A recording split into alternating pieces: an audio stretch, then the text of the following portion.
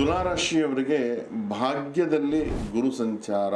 ಅವರಿಗೆ ಭಾಗ್ಯ ಅಂದರೆ ಪಿತೃಸ್ಥಾನ ಅಂತ ಹೇಳ್ತೀವಿ. ತಂದೆ ಕಡೆಯಿಂದ ಒಳ್ಳೆಯದಾಗ್ತಕ್ಕಂಥದ್ದು, ತಂದೆ ಕಡೆಯಿಂದ ಶಭಾಷ್ಗಿರಿ ಸಿಗುವಂಥದ್ದು. ಏನು ನನ್ನ ಮಗ ಇಷ್ಟೆಲ್ಲ ಮಾಡ್ದ, ಅಥವಾ ನನ್ನ ಕುಟುಂಬದಲ್ಲಿ ಇಷ್ಟೆಲ್ಲ ಒಳ್ಳೇದಾಯಿತು, ಇಂಥ ಒಂದು ಎಕ್ಸಾಮ್ ಪಾಸ್ ಮಾಡ್ದ, ಇಂಥ ಒಂದು ಜಾಬ್ ಮಾಡ್ದ, ಇಂಥ ಒಂದು ಒಳ್ಳೆಯ ಕೆಲಸವನ್ನು ಮಾಡ್ದ, ಅವನು ತುಂಬ ಒಳ್ಳೆಯದು ಅನ್ನಿಸ್ಕೊಳ್ಳುವಂಥ ಒಂದು ಕಾಲಮಾನ ತುಲಾರಾಶಿಯವರಿಗಿದೆ. ತುಲಾರಾಶಿ ಒಂದು ಜೀವನನೇ ಹಾಗೆ ತೂಕಕರವಾಗಿರುವಂತಹ ಜೀವನ, ಬ್ಯಾಲೆನ್ಸಿಂಗ್ ಲೈಫ್. ತುಲಾ ಅಂದರೆ ತಕ್ಕಡಿ.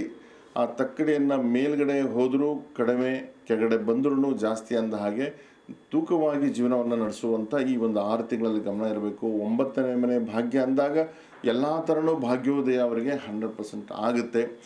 ಮದುವೆ, ಮಕ್ಕಳು, ವ್ಯವಹಾರ, ವೃತ್ತಿ, ಜೀವನ ಜೊತೆಯಲ್ಲಿ ಯಾವುದನ್ನು ಮಾಡಬೇಕು ಅಂತ ಆಲೋಚನೆಗಳು ಮಾಡ್ತಿರ್ತೀರೋ ಅದು 100% ಯಶಸ್ಸನ್ನು ಕಾಣ್ತಕ್ಕಂಥದ್ದು ತುಲಾರಾಶಿಯವರಿಗೆ ಈ ವರ್ಷ ತುಂಬಾ ಚೆನ್ನಾಗಿದೆ.